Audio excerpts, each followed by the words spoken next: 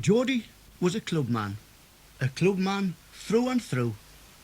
He liked his beer and he supped his share of Federation brew. Of all the early drinkers, George was always first, and the steward said that Geordie had the most predictable thirst. Geordie was a clubman. He never missed a session. To help him pay his drinking debts, his missus took in washing.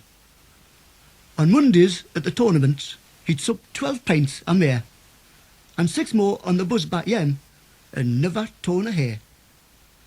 Sometimes on a Tuesday, he'd give his wife a treat and take her to the bingo, making sure she got a seat. The bingo started promptly at 25 to 9.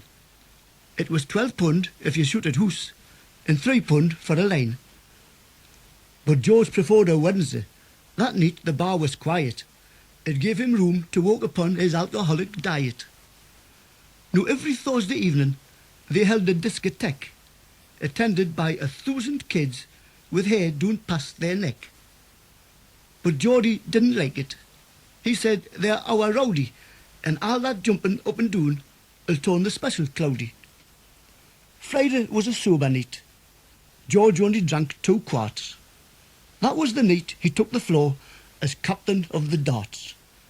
His eye was clear, his high was straight when aiming for a double, and them that talked or made a sound would find themselves in trouble. But Saturday was the best day. There is no doubt at all.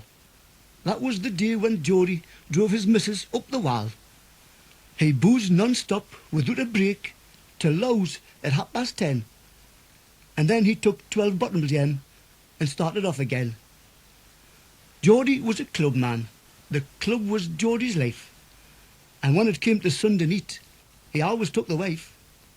She'd sip a bitter lemon while George looked on with scorn, and if she wanted any more, she'd have to pay her tone. It was halfway through September when Geordie caught a cold. He couldn't shake it off at all. Poor George was getting old. The doctor took his temperature and packed him off the bed.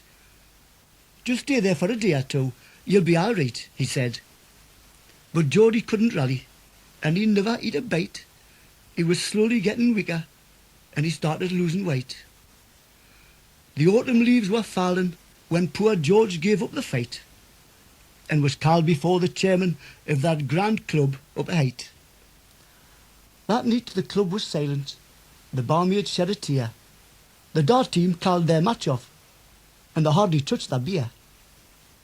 The chairman called a meeting when he heard of Geordie's death. "We must all attend the funeral, and the club will send a wreath."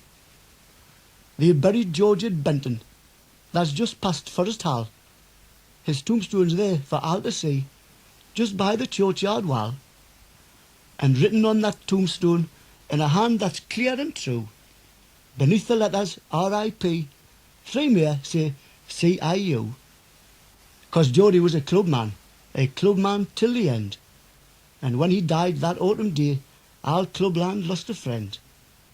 But what one lost, another gained, 'cause that day in September, the secretary up a height